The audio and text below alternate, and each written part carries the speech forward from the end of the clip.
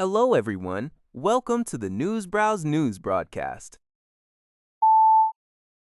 According to a report by the Liberty Times, the United States State Department has confirmed a major diplomatic breakthrough as representatives from Israel and Lebanon officially reached a ceasefire agreement. The agreement, brokered after intense negotiations in the U.S., marks a critical step toward easing the escalating border tensions between the two nations. Under the terms of the agreement, the militant group Hezbollah must entirely halt its military operations and withdraw its forces south of the Litani River. Furthermore, both parties have agreed to establish pilot zones to be strictly controlled by the Lebanese military, prohibiting any non-state actors from entering these areas. Although the exact implementation timeline has not yet been fully disclosed, international leaders have warmly welcomed the development. Both Israel and Lebanon have agreed to pursue direct negotiations to resolve remaining issues, with the next round of peace talks expected to take place around June 22. This agreement is seen as a key opportunity to cool down the broader Middle East conflict. According to a report by Taiwan's Liberty Times, Beijing has imposed a one-year entry ban on 4 New Zealand members of parliament, preventing them from entering China, Hong Kong, and Macau. The restriction was enacted in response to their visit to Taiwan last month. From May 4 to 8, the New Zealand Parliament's all-party parliamentary group on Taiwan visited the island to meet with government ministries and Taiwan's Vice President, Heishou B-Tombad.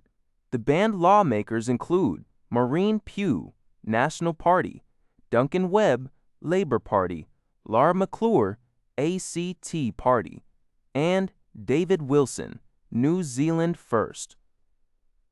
The Chinese embassy reportedly informed New Zealand parliamentary officials that the ban could be shortened or lifted if the MPs apologized for their trip.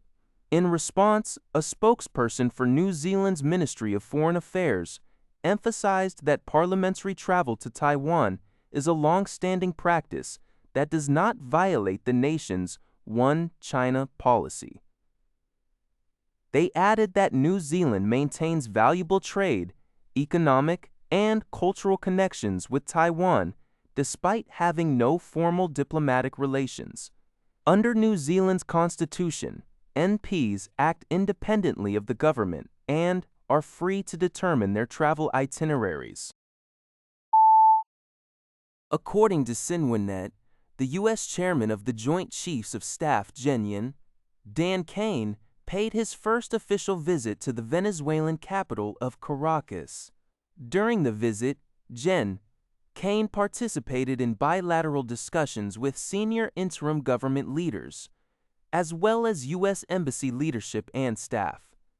He also visited the embassy's Marine Security Augmentation Unit. This visit follows a prior trip to Caracas in May by Gen. Francis Donovan, the commander of the U.S. Southern Command. The report also noted that earlier in the year, on January 3, the U.S. military conducted a raid in Venezuela, during which President Nicolas Maduro and his wife were seized by force. According to DW, Colombia is preparing for a presidential runoff election after a highly competitive first-round vote. On Sunday, electoral officials announced that right-wing political outsider Abelardo de la Espriella secured 43.7% of the vote, holding a narrow lead over veteran leftist Senator Ivan Cepeda, who received 41%, with neither candidate on track to clear the 50% threshold required to win outright. The presidency will be decided in a second-round vote later this month. Cepeda, who had consistently led in pre-election polls, cited reports of atypical voting and refused to comment further until vote-counting committees clarified the matter. Outgoing President Gustavo Petro, who backed Cepeda, also expressed skepticism regarding the preliminary count, pledging to wait for final judicial reviews. Meanwhile, conservative candidate Paloma Valencia, who garnered less than 7% of the vote, quickly conceded and endorsed de la Espriella. The upcoming runoff presents voters with a stark choice: De La Espriela's tough anti-crime stance, which includes plans for mega prisons and draws comparisons to El Salvador's Nayib Bukele, versus Cepeda's platform of wealth redistribution, tax hikes, and peace negotiations with armed cartels. According to a report by Yonhap News Agency, South Korea and China have agreed to expand their bilateral air traffic rights by adding 70 weekly flights between the two nations. This agreement, reached during aviation talks held in Seoul last month, marks the first such expansion since 2019.